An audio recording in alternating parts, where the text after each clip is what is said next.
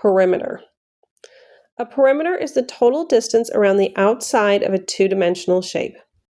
The equation for the perimeter of a rectangle is often written as P equals L plus W plus L plus W, where P means perimeter, L means length, and W means width.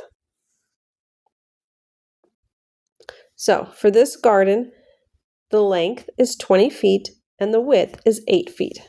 So the perimeter for this garden is 20 plus 8 plus 20 plus 8 equals 56 feet. If an easy way to do that in your head would be that 20 and 20 is 40, and 8 and 8 is 16.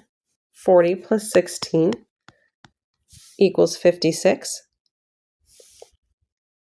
If this was a little difficult in your head, you could break this down further.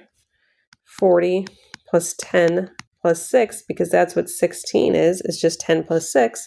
And so that would be easier to go 40, 50, 6. Or you could do it as standard column addition like we practiced earlier. 0 plus 6 equals 6. 4 plus 1 equals 5. Now, this works for a rectangle because a rectangle has two pairs of equal sides. But because perimeter is found by adding all side lengths, there may not always be 4 add-ins. As long as the shape is made of entirely straight lines, the perimeter can be found by adding all the side lengths together. And a way to remember that is that perimeter would basically be like if there was an ant on this outside edge of the garden walking along it. How far would he walk?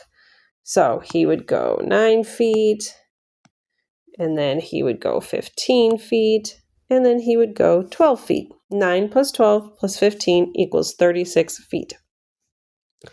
Even if you have kind of a strange shape, so long as they're all straight lines, you would have 16 feet plus 4 feet plus 7 feet plus 8 feet plus 9 feet plus 12 feet.